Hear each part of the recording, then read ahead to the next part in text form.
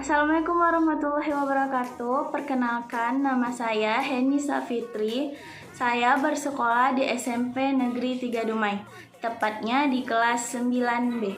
Di sini saya akan memperlihatkan proses pembuatan donat. Alat dan bahannya yaitu 250 gram terigu, 30 gram gula pasir, setengah sendok teh garam, 30 gram margarin, 10 gram susu bubuk, 1 sendok teh ragi instan, 1 butir telur. Nanti yang kita gunakan hanya kuning telurnya saja. Terus juga ada 50 ml susu cair dan 100 ml air dingin. Dan yang terakhir minyak goreng. Alat-alat yang digunakan adalah 1 baskom, 2 wajan, 3 sendok, 4 nampan, 5 piring, 6 plastik. Langkah-langkah. Oke, kita masuk ke dalam langkah-langkahnya. Yang pertama, kita masukkan 250 gram tepung terigu.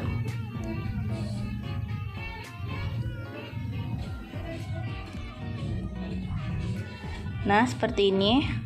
Lalu setengah sendok teh garam. Mengapa garamnya kita masukkan pertama? Karena supaya garam tidak langsung bersentuhan dengan ragi yang membuat kerja ragi akan terganggu. Jadi kita campur dulu ya. Kita aduk sampai rata. Lalu kita masukkan bahan yang lain, yaitu 3 sendok makan gula pasir setara dengan 30 gram gula pasir. Lalu 3 gram ragi,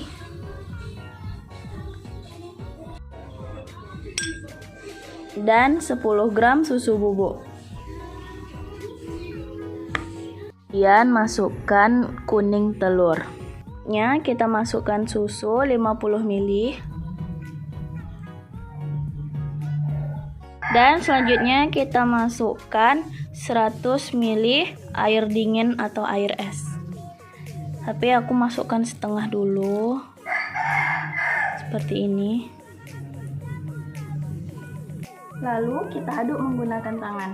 Tangannya dicuci dulu ya biar bersih. Kita aduk menggunakan tangan seperti ini.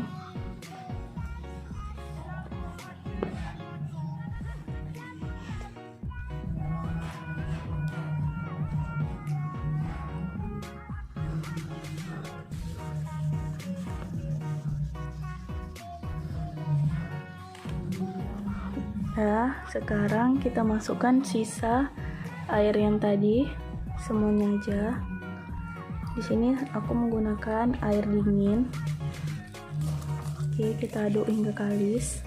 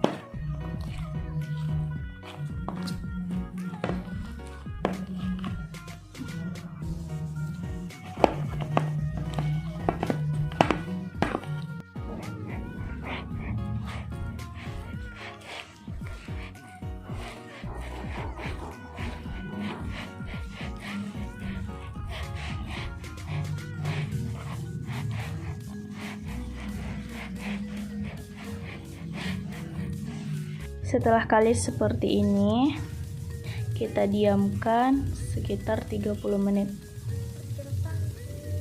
Selanjutnya, kita tutup adonan tadi dengan plastik. Diamkan selama 10 menit. Didiamkan kira-kira 10 menit. kita ambil sedikit adonan dan kita bulatkan. Bentar ya. Kira-kira segini dan kita bulatkan dulu ya.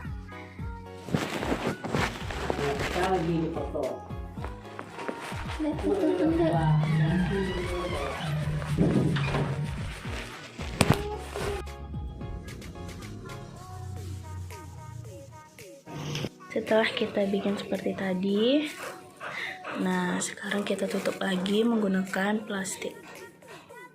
Diamkan lagi selama 5 menit. Sekarang kita ambil adonannya dan kita akan melubanginya seperti ini.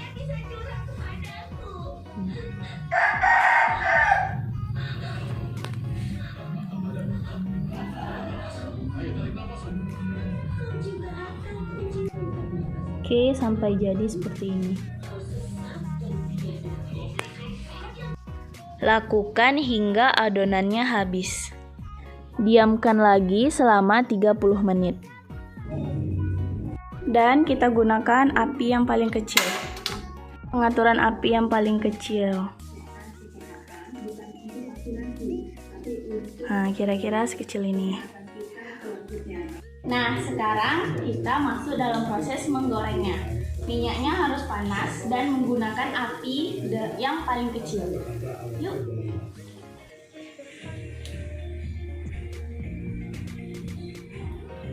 Kita lanjut ke informasi soal berikutnya dari Google Online Indonesia dari lanjutan alasan Italia di pekan ke-24 yang mempertemukan. Nah, pertama kita harus membaliknya dulu seperti ini. Ada nomor yang bisa dihubungi dan itu nomor dokter yang sudah ditunjuk di kita bakalan nunggu sampai bagian bawahnya tuh menjadi kecoklatan. Coklatan kita balik. Nah, seperti ini ya. Ini udah cantik coklatnya. Kita balik lagi semuanya. Dan kita tunggu bagian bawahnya. Yang satu lagi juga ikut kecoklatan. Sekarang kita ambil.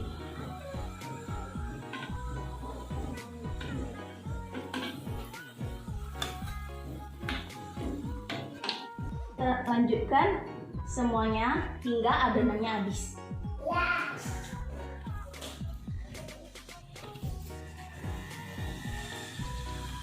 Dan ini hasil donat yang sudah digoreng Sekarang tadi. Kita akan coba memberi topping yang cantik pada donat-donat kita ya. Oke, kita kasih coklat.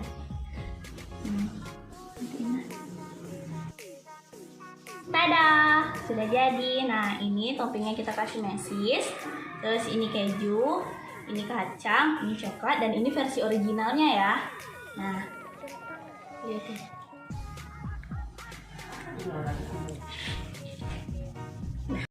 Skechers, light up my bar.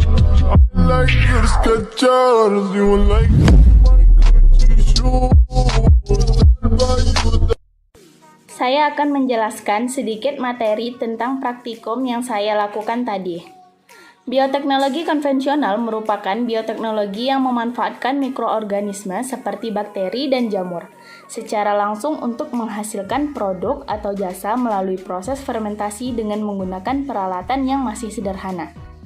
Fermentasi adalah proses produksi energi yang dilakukan oleh mikroba pada bahan pangan dalam keadaan anaerobik atau tanpa oksigen. Dalam keadaan ini, glukosa dilakukan oleh ragi untuk melakukan fermentasi. Pada proses fermentasi, gula akan diubah menjadi karbon dioksida dan alkohol. Pada pembuatan donat, kita membutuhkan ragi. Ragi sendiri sebenarnya mikroorganisme suatu makhluk yang kecil. Fungsi ragi dalam membuat donat adalah untuk proses aerasi, yaitu untuk mematangkan bagian dalam donat. Adonan ditutup untuk kesempatan terjadinya fermentasi. Selama fermentasi, enzim akan menghasilkan karbon dioksida dan etanol. Karbon dioksida yang dihasilkan tersebut akan terperangkap dalam jaringan gluten. Makin kuat dan elastik jaringan gluten yang terbentuk, maka karbon dioksida yang terperangkap bisa lebih banyak. sehingga rongga-rongga yang terbentuk pada adonan bisa lebih besar. Artinya, adonan yang terbentuk bisa lebih besar dan mengembang. Sekian hasil praktikum saya. Apabila ada kesalahan, saya mohon maaf. Saya akhiri video ini dengan ucapan Assalamualaikum warahmatullahi wabarakatuh.